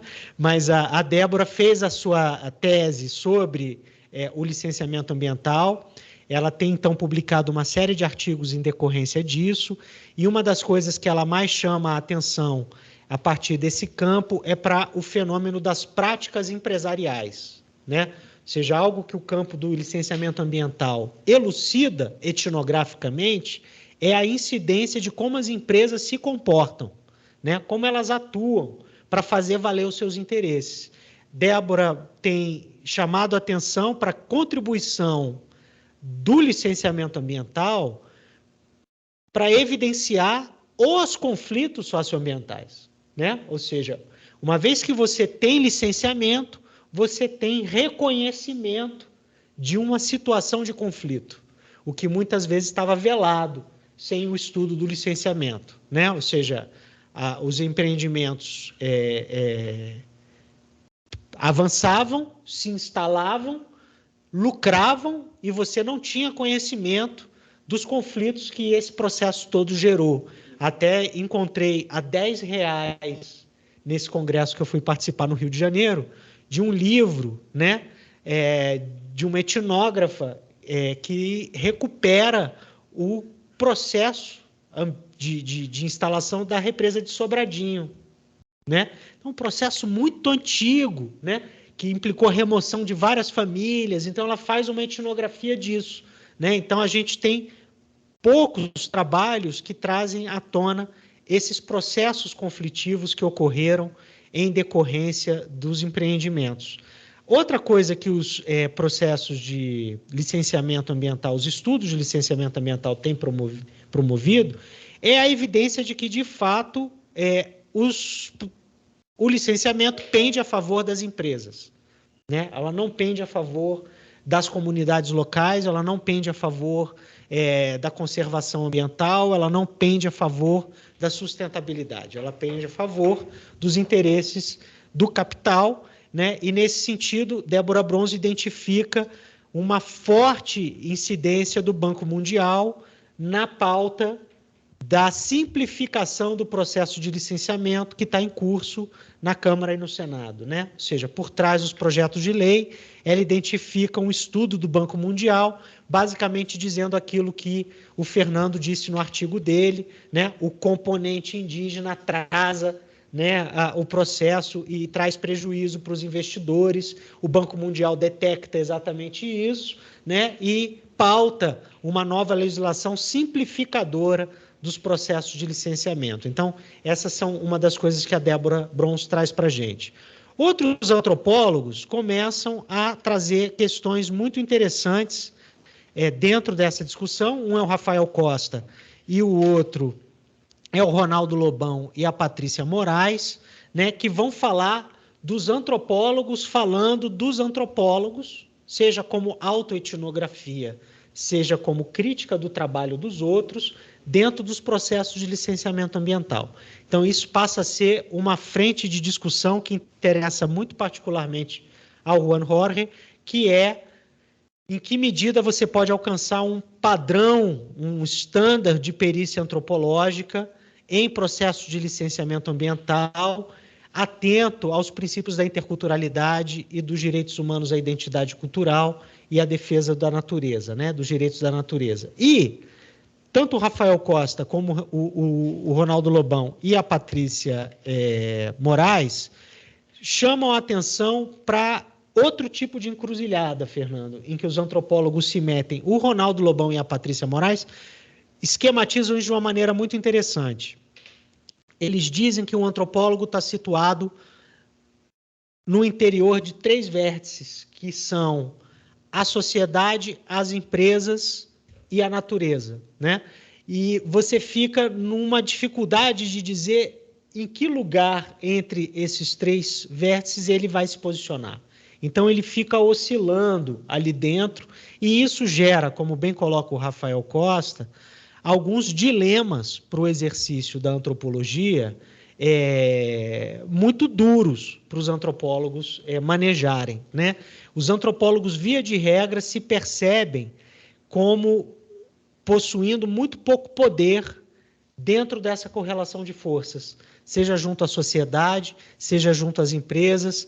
Eu falei natureza, mas no esquema do Lobão não é a natureza, é o Estado, né? E aí vai um ato falho, né? Por que eu botei a natureza no lugar do Estado? Mas, enfim, o Estado de natureza, né? Desse triângulo. Então, fica uma coisa meio difícil para um antropólogo destituído de poder exercer algum tipo de contribuição dentro desse campo, né? O Stephen é outro grande contribuidor, não pôde estar aqui com a gente hoje, porque está numa consulta médica, né? Mas queria muito estar aqui com a gente, escreveu um e-mail justificando a ausência, inclusive. Ele traz a necessidade da perícia antropológica acontecer para que se compreenda os mecanismos adotados pelas populações locais para afirmar sua identidade étnica e direitos frente à investida desses empreendimentos. No entanto, surge a questão de como apresentar reivindicações em uma linguagem que os não antropólogos vão aceitar e como traduzir conceitos indígenas que são frequentemente intraduzíveis para a linguagem jurídica ocidental, né? Ou seja, eles não são permeáveis de um lado ao outro. Ou seja, a própria antropologia esbarra, então, nessa dificuldade de fazer essa mediação, né? O que coloca, né, a questão de que talvez a perícia antropológica esteja sendo muito mais instrumentalizada dentro dos processos de licenciamento ambiental para favorecer empresas, jogando os antropólogos para um drama ético dentro da profissão que faz eles serem acusados de estarem fazendo laudos antiéticos, né? Por conta dessa situação desigual em que ele tem que atuar, ou até extremos em que você vai ter colegas defendendo que os antropólogos não devem atuar em processo de licenciamento ambiental, né? Ou seja, a perícia antropológica não deve acontecer, né? Ela não deve ocorrer como perícia, né? Ou seja, ela não é, de fato, não poderia ser entendida, de fato, como um aspecto que não é técnico dentro desse processo. né? Ou seja, ele não teria o mesmo grau de incidência que teria o trabalho de um engenheiro, de um trabalho de um biólogo, né? E assim por diante. E o texto do Rafael Costa, eu acho que tematiza isso muito bem, mostrando que o antropólogo é, em larga medida, desnecessário para o diálogo de indígenas com empresa. E ele demonstra isso colocando justamente o posicionamento dos Mbengocré com relação a dos impactos de Belo Monte na Volta Grande do Xingu, dizendo que o rio vai secar se aquela obra acontecer naqueles termos. E os engenheiros e biólogos dizendo que o rio não vai secar, né?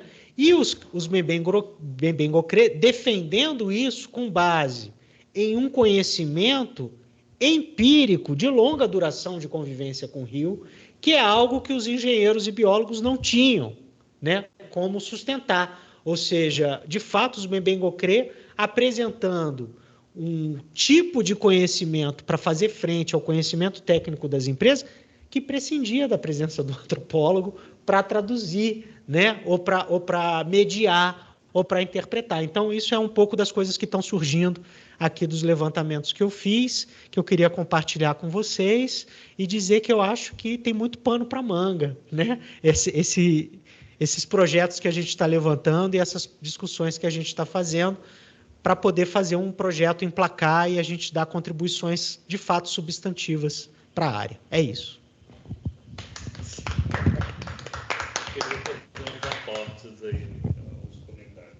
Não, tranquilo. Então a gente vai abrir aqui para essa mesa redonda aqui e o público está convidadíssimo a se meter na conversa, tá? Pode levantar a mão, abrir o microfone, a câmera e a gente está à disposição de vocês aí até às 4 horas. Rodrigo. Tá. Não te incomoda, não? Tá. Não, é porque, assim, pensando já nessa reflexão, né, que você trouxe com base na questão da problematização da perícia antropológica, né, o licenciamento, e aí o Juan Jorge já tinha falado disso, mas eu não aprofundei porque eu queria evidenciar a questão da dinâmica dos valores, que ela é subjacente, que ela embasa as mudanças políticas, as interpretações jurídicas, etc., que é, no fundo, o que afeta, né? Eu não tenho a menor dúvida que a gente pode usar o termo do Antônio Carlos, né, sobre o que é o licenciamento, a disciplinarização do campo. Então, a gente está disciplinarizando um campo que até então era desconhecido, o meio ambiente, o impacto e as consequências sobre as comunidades, como um bem de capital, onde uma empresa de consultoria vai ganhar dinheiro, o Estado vai fazer a avaliação daquele estudo e assim por diante. É uma disciplinarização do campo tácita, né? Eu até coloquei um pouco disso no texto. Mas, assim, essa disciplinarização do campo, ela é natural, ou, digamos, ela é natural dentro da sociedade capitalista, né? O que não tem valor financeiro não existe, né? Então, assim, a água é de graça, o ar é de graça, e até que ele começa a se tornar um bem de capital. E essa disciplinarização do campo da questão do impacto, ela começa a ser problemática, como diz o Christian, e o Fernando, a partir do tempo de demora, mas é o tempo de demora dos povos indígenas. E aí eu advogaria contra a análise do Rafael, muito embora não li o texto, né? No que diz respeito ao papel do antropólogo, porque no final das contas, por mais que os Mbengocré, né, que são caiapós, né, eles têm uma capacidade de diálogo, ou até assim, né, com a sociedade, muitos povos indígenas não têm. E, nesse sentido, o antropólogo acaba sendo um instrumento de empoderamento. Principalmente. Tá, tudo bem. Eu só comentei o seu comentário. Mas aí, nesse sentido, me parece interessante a gente ressaltar que, assim, a maioria dos povos, eles não têm essa capacidade de diálogo horizontal com o poder econômico. E aí as instituições, elas acabam sendo muito importantes, né? Quais instituições a gente está falando? A FUNAI, quando ela pega e analisa um estudo, e ela indica aquelas instituições que estão mais aptas ou não, porque alguns povos eles têm as suas instituições, suas preferências, outros não têm. Se você falar com alguns povos, só entra a empresa de consultoria X lá. Não entra nenhuma outra empresa de consultoria naquela região. E é deles. Não é nem do funcionário da FUNAI, é deles. Eles trabalham com aquela instituição porque eles adquiriram confiança nisso. E isso é uma coisa que não é mensurada nem no serviço público, né? Porque você tem que ter pelo menos uma licitação, né? E não entra o critério de confiabilidade, né? Entra preço, entra qualidade de serviço, né? Então, é um campo assim que merece uma reflexão do ponto de vista antropológico. A prática da perícia no licenciamento, ela talvez, no Brasil, ela talvez seja mais qualificada do que a prática da perícia ambiental no licenciamento. Que a perícia ambiental vai trabalhar com dados, manejar de cá para lá, e não sei o quê. Se tiver uma consistência, uma base interessante, ela consegue ali. Agora, uma perícia antropológica, ela vai trabalhar com dados que vão estar com valores subjacentes, são a confiança no antropólogo, a confiança no trabalho, a confiança na proposta. Até quando isso vai durar? Porque a gente está aqui para sempre, a gente não está aqui para 2 gerações, né? Então, são elementos que entram assim. E aí eu acho, e aí tateando no escuro, a partir da sua provocação, que a gente tem realmente um campo de reflexão muito grande, mas a gente, só na parte do Estado ou da administração pública, a gente é executivo, legislativo e judiciário, que são 2 campos que dialogam de forma diferenciada. Na minha fala anterior, quando eu falei assim, a dificuldade de diálogo da produção com a advocacia, não era no sentido de problematizar. Essa dificuldade de diálogo, ela acontece no ambiente técnico, por exemplo, do executivo, do pessoal da FUNAI, com o pessoal do IBAMA, que é predominantemente biólogo, antropólogo, biólogo, engenheiro, químico e etc. e tal. Ela vai ter essa capacidade. Então, a gente volta para uma tradição que não é só do povo, mas, como bem localizou o Cristo, está dentro do Estado. E esse diálogo que está dentro do Estado, ele influencia o judiciário, ele influencia o legislativo. E aí o legislativo talvez seja o mais maleável em termos de ser influenciado, né? Então, é mais nesse sentido. Eu acho que tem um campo bom aí, mas eu acho que ele não está, muito embora ele está nesse vértice, acaba sendo uma possibilidade curiosa. Uma coisa que me lembra muito foi um projeto que eu coordenei pelo Ministério do Meio Ambiente, de cooperação com a França, foi da Federação de Parques Naturais Regionais da França, que era bem interessante pelo seguinte: a federação era um trabalho de contrato. Então, eles selavam um contrato com municipalidades, em nome da União. Então, o governo francês ia e chancelava contratos com a prefeitura do Roraima. E aí, ali tinham metas, e a cada 10 anos eram renovados ou não os contratos. E aí, por isso que me chamou a atenção, não foi isso, foi a forma como eles construíam um contrato. Eles tinham uma associação de profissionais que atuavam no dia a dia, no convencimento dos eleitores do Roraima, para que o Roraima topasse assinar com a União aquele contrato. Então, talvez o papel do antropólogo tenha que ser revisto muito mais na questão desse empoderamento da população local. A gente não chegar na comunidade para falar pelo empreendimento, mas muito mais a gente chegar na comunidade falando pela comunidade, né? Participando da comunidade, que era a nossa raiz de origem, né? E agora você falou 2 coisas assim que eu acho que dão um norte, né, para o trabalho.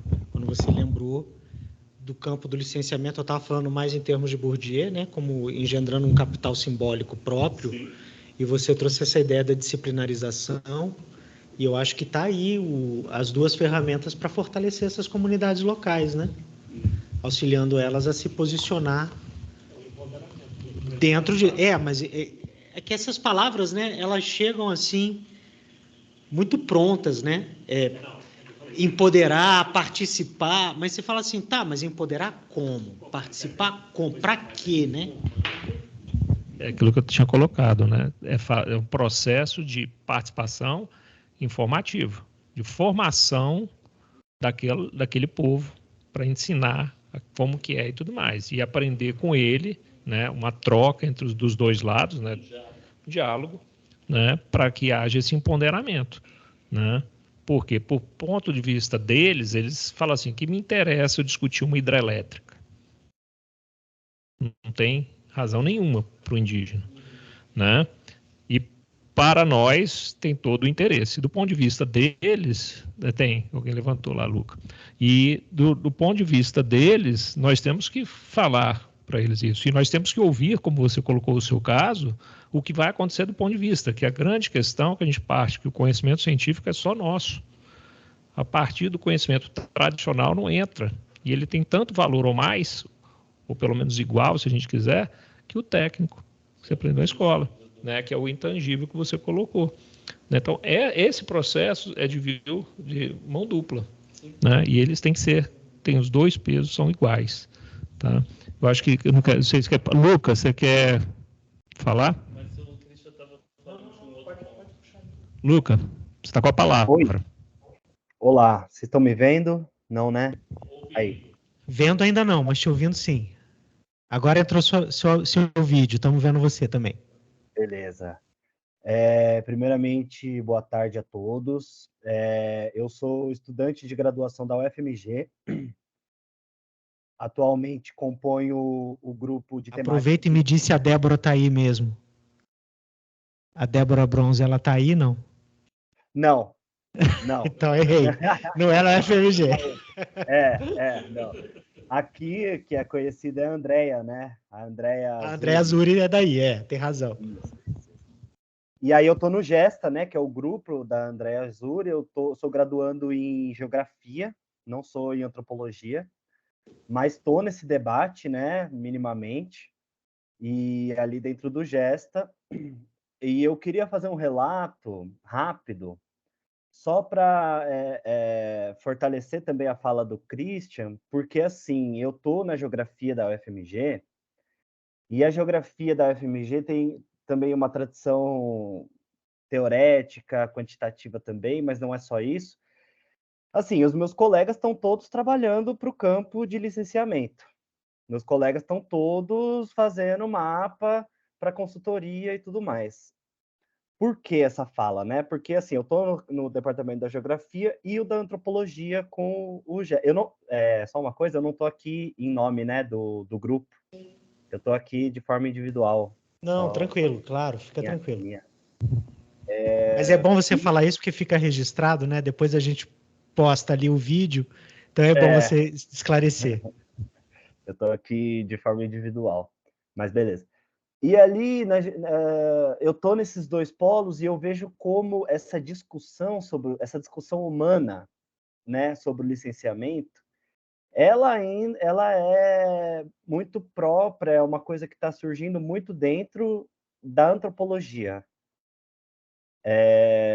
Então, assim, na geografia, como eu disse, meus colegas estão trabalhando nessa área, só que não há uma discussão aprofundada humana, não há uma discussão aprofundada sobre o que é o licenciamento, sobre, sabe, existe uma questão da prática, uma questão de estar lá em campo, né, se fazer os estudos. Conheço muitos colegas também que têm esses dilemas éticos, só que isso não é tratado no curso de geografia, por exemplo. E aí, o outro professor... eu esqueci o nome do ICMBio. Rodrigo Paranhos. Oi. Comentou, né, sobre ser os biólogos, os engenheiros também que estão nessa frente fazendo o licenciamento.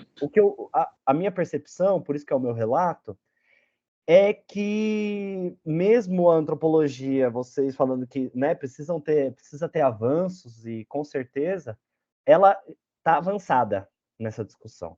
Ela está avançada até pela própria essência, né, pela própria disciplina que é a antropologia, enfim. Mas só para reforçar a sua fala, a importância mesmo de que a gente tenha uma construção, talvez teórica, mais aprofundada, ou que seja mais sintética, talvez, mas que consiga chegar para outros campos, né? Porque, assim, quem está na geografia dificilmente vai ler uma etnografia. Dificilmente vai ler uma etnografia. Agora, se a gente tivesse uma construção de uma síntese sobre o licenciamento ambiental, e que essa síntese, não acredito que ela deva ser generalista, né? Mas justamente permitir a multiplicidade, porque a gente está falando de povos e comunidades múltiplas, enfim, não é segredo isso, mas é isso, assim, para que outras áreas, eu também acredito que dentro da biologia isso não há essa discussão, acredito muito menos dentro da engenharia, né? Pode até ter, mas é localizada, enfim. Então é isso, assim, só para reforçar a sua fala, professor Christian, da importância de uma teoria de síntese, uma coisa que consiga também dialogar e transpassar para outros campos, que são os campos que estão atuando também, né?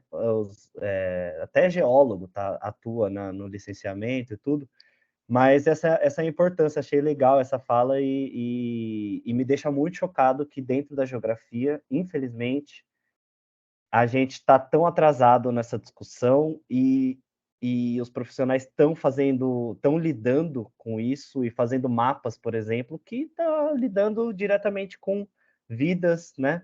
Então, é necessário, é uma questão de responsabilidade social da ciência que a gente produz para com os povos mais vulneráveis, né? Então, seria muito importante, e gostaria de ler isso e passar também para os meus colegas de departamento. Muito obrigado.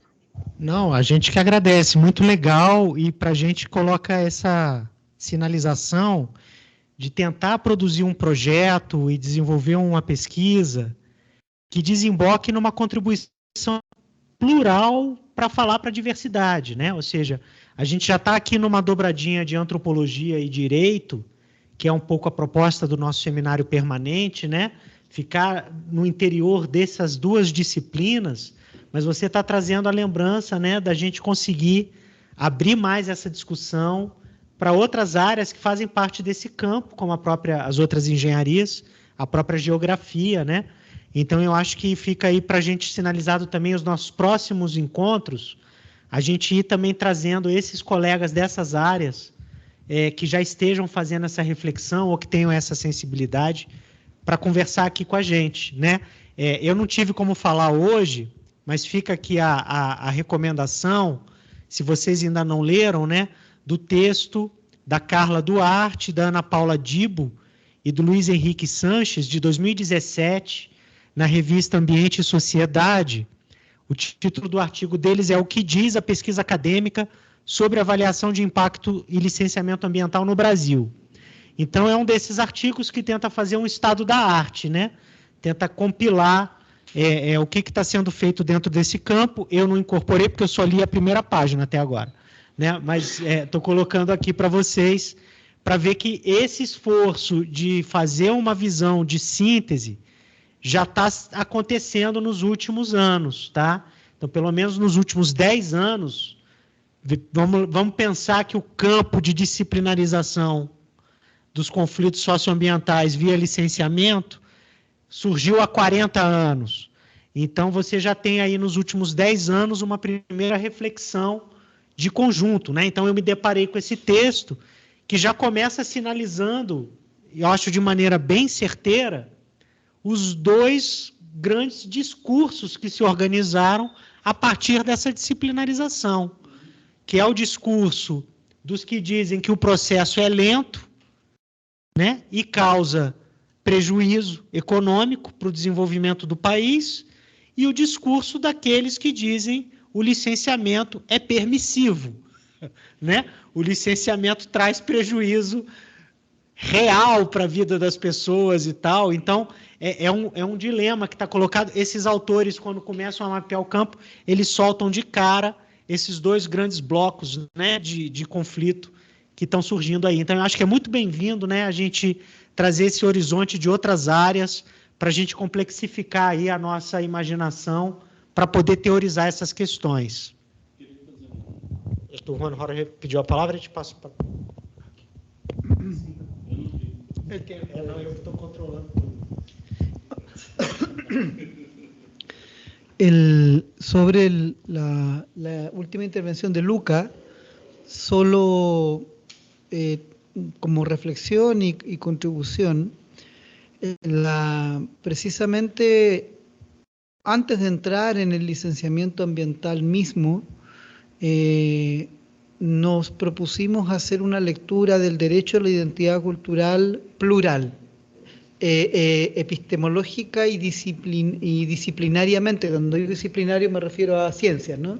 Disciplinariamente plural. Y ahí escribimos el libro Derecho Fundamental a la Identidad Cultural, abordajes plurales desde América Latina, que está en el repositorio de la Universidad Autónoma de Chile. Te lo sugiero. Pero lo puedes buscar como Derecho Fundamental a la Identidad Cultural, repositorio Universidad Autónoma Chile, o FAUNDES Chile, y te va a salir. Porque en ese caso, desde una disciplina, el derecho, yo ya venía varios años trabajando el derecho a la identidad cultural como paraguas, ¿no? ¿Cómo fue que se dice acá? Como guardachuvias, ¿no? De un conjunto de otros derechos, pero en la reflexión interdisciplinaria, especialmente con mi amigo y filósofo Ricardo Salas, dice, mira, si vas a hablar de identidad cultural, estás hablando de un fenómeno que es complejo, es múltiple, que requiere abordajes disciplinares múltiples también. Entonces ahí no se trata de que están pensados al mismo tiempo un fenómeno de manera con todas las disciplinas, pero distintos acercamientos al derecho a la identidad cultural desde la antropología, desde el derecho, la ciencia política, la filosofía, como un esfuerzo honesto de tratar de mirar pluralmente, por una parte. Por otra, llevado al campo práctico, una de las conclusiones de este trabajo que te menciono que tiene que publicar ahora la revista Cuso, es que en la disputa en concreto, en la evaluación en concreto de los órganos ambientales y especialmente de los tribunales que supervisan las decisiones administrativas, ponen en un plano de igual informes de la más distinta naturaleza. Un peritaje antropológico con una encuesta, no sé qué, ya una encuesta que para reunir componentes socioculturales, versus un informe antropológico que tiene entrevistas y una metodología declarada como instrumentos equivalentes. Inclusive también, o un informe suscrito por un geógrafo y un antropólogo que incorpora elementos, a veces en un cruce muy armónico y a veces en cruces desarmónicos, ¿no? Pero si vamos a la materialidad de los estudios ambientales hoy, estos distintos acercamientos están efectivamente poniendo en disputa las disciplinas. Y lo que nosotros debiéramos hacer, creo, es hacer dialogar las disciplinas. Esa era una primera reflexión acerca de los alcances de Luca. Una segunda cuestión que quiero plantear antes de que nos vayamos, estamos en la hora, y que me llamó la atención es sobre la idea del licenciamiento ambiental como disciplinamiento, ya no como disciplina ciencia, sino como disciplina orden. Y tiene que ver con el financiamiento de la investigación. Parte de lo que en estos años de acercamiento a este tema, ¿no? Con lo que hemos debido luchar, tiene que ver con las fuentes de financiamiento, en mi caso particularmente las chilenas. En estos 2 años yo postulé antes de él el proyecto que me tiene aquí hoy día, el Fondo Irregular sobre Evaluación Ambiental y Pueblos Indígenas, el proyecto Redes que no ganamos el año pasado, el proyecto Redes que espero ganemos este año, más algunos proyectos internos de la universidad en la que trabajo, entre otros, y un par más de proyectos que tú indicas. Y estos proyectos están planteando, a veces explícitamente y a veces de manera implícita, un direccionamiento, podríamos decir disciplinamiento, ¿no? Pero al menos una orientación de la pesquisa hacia ciertos intereses que declaran los fondos. O sea, luego esto no es solo un debate teórico, nuestra inquietud crítica, yo tengo una mirada marxista del capital y del medio ambiente, o tengo una mirada neoliberal no, estamos hablando de que los fondos que orientan nuestras investigaciones reportan a ciertos intereses epistemológicos y no epistemológicos. Por ejemplo, el último proyecto Redes que postulamos señala, a diferencia del año pasado que no ganamos, señala de manera expresa que el proyecto tiene que decir relación a los objetivos de desarrollo productivo sostenible. Todos conocemos los objetivos de desarrollo sostenible, la Agenda 2030, ¿no? Del Sistema de Naciones Unidas. Pero yo no conocía que hay una Agenda Productiva Sostenible 2030. Y en Chile esa agenda está aprobada en una guía. Es un instrumento de política pública, soft law, pero ese instrumento de política pública es tomado por la Agencia Nacional de Investigación y lo indica como un orientador para la puntuación del fondo. Ahora bien, también siendo, uno tampoco tiene que ser open mind, ¿no? Uno tiene que ver, a ver, ¿qué implica? No es que si ese objetivo de desarrollo productivo es malo, no sé. Bueno, estos objetivos que vienen desde la Agenda de Desarrollo Sostenible plantean, por ejemplo, energías limpias, descentralizadas e inclusivas. No dice energía limpia e identidad indígena o acceso a la justicia, pero dice energías limpias, descentralización, creo, y energías inclusivas. ¿Qué significa lo inclusivo? Bueno, desde el punto de vista de la teoría ambiental, conocemos las teorías de justicia ambiental que nos hablan de la inversión y las comunidades locales, compartir los efectos, no solo las utilidades, sino también los efectos, no cargar solo los efectos de la comunidad local, etcétera, ¿no? Una relación participativa de la comunidad. Eso es lo que yo entiendo de inclusión. El objetivo de desarrollo productivo sostenible no me lo define, pero para postular al fondo, cuando definimos inclusión, definimos que la inclusión implicaba a los actores locales en el territorio en el que estamos pensando el proyecto. Los actores locales son comunidades indígenas y no podemos pensar la participación sin la identidad cultural. Es un poquito flexible la interpretación, pero creo que es una interpretación también ontológicamente honesta. Entonces, ¿qué quiero decir con esto? Ese es un ejemplo. En el tema de la evaluación ambiental también yo declaré sin ningún miedo que la definición de estándares, por lo menos en el caso chileno, para lo cual estamos haciendo estudio comparado a lo que reporta este proyecto, la definición de estándares aporta a la industria en su seguridad jurídica, Fondo Interamericano de Desarrollo, etcétera, etcétera, lo que tú describías, ¿no? Apunta a la seguridad jurídica en inversión porque a mejores estándares, a estándares claros, reglas claras, inversión segura. Eso es una ecuación del neoliberalismo, pero es una ecuación también de nuestras democracias hoy día. Bueno, a estándares claros, inversión segura, pero también seguridad jurídica en los estándares de derechos humanos para las comunidades indígenas. De tal manera que entonces los fondos tienen orientaciones explícitas de disciplinamiento o a lo menos orientación hacia el licenciamiento ambiental o la evaluación ambiental que apuntan a los objetivos de la industria.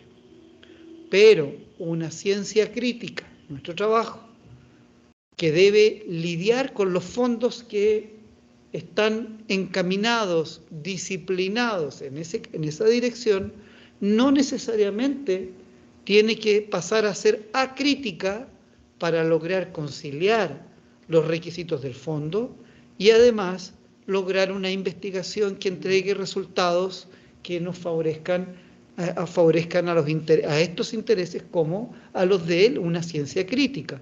Una ciencia crítica, un derecho, una antropología, una geografía comprometida con los derechos humanos o a lo menos respetuosa de los derechos humanos, que potencie los derechos de los grupos vulnerables, etcétera, o de la interculturalidad como un espacio de diálogo desde el lugar de cada uno.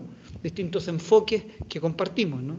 Entonces, también plantearlo así, el esfuerzo crítico supone alcanzar lecturas que hagan viable nuestra investigación y no solo una lectura reactiva que puede ser muy honesta, pero terminar no siendo viable ante la escasez de recursos en un escenario, en un campo de licenciamiento ambiental con orientaciones o disciplinamientos a veces de fuerza ostensible.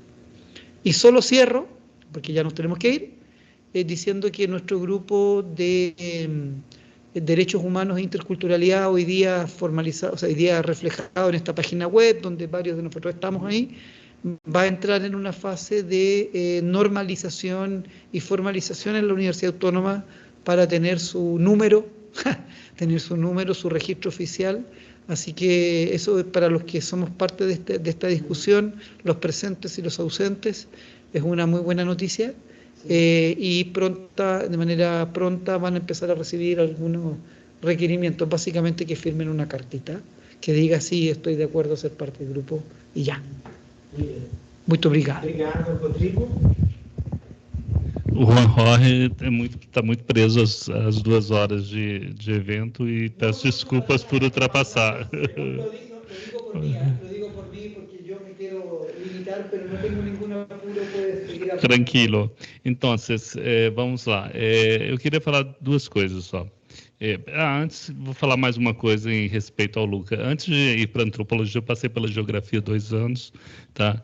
E o orientador do Christian e meu orientador também, né? O orientador dele, ele saiu da geografia, né? O Júlio César Melatti, e se tornou um dos maiores etnógrafos do país, né? Então, assim, o diálogo não é ruim e a gente só precisa estar sempre lembrando de fazê-lo, tá? Eu queria falar do conceito da disciplinarização do campo do Antônio Carlos, que ele trabalha justamente com esses campos que estão fora do universo domesticado, digamos, pela nossa sociedade capitalista, pela nossa sociedade industrial, pela nossa sociedade normativa e jurídica. Quando ele coloca o conceito de disciplinarizar, é tornar aquilo que está fora como parte do processo. Então, a terra indígena é algo totalmente nosso, não pertence aos índios. Ele tem um território, ele tem outra linguagem, outro nome para aquilo, mas a gente conceitua como terra indígena para a gente disciplinarizar. E aí, o que a gente vai fazer com isso faz parte dessa disciplinarização.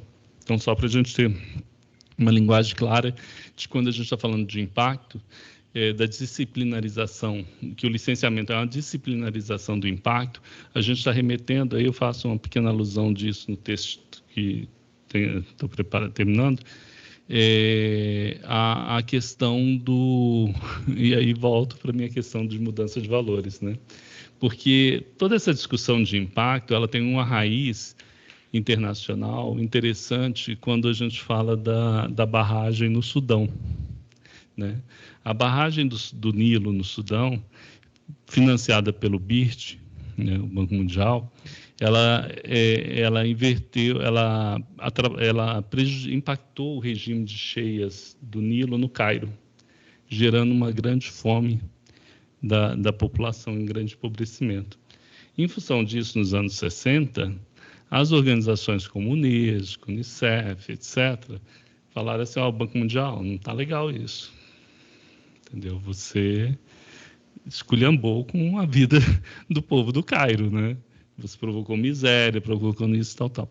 E, em função disso, se adotou as primeiras salvaguardas, né? E isso foi implementado no Brasil dentro da política do integrar para não entregar, né? Na construção das BRs na Amazônia, atrelando a criação de unidades de conservação. E anos mais tarde, Cubatão, etc. e tal, aí se confeccionou o que é o licenciamento. Então, ela tem uma raiz histórica no próprio desenvolvimento dos impactos nocivos que elas foram causadas.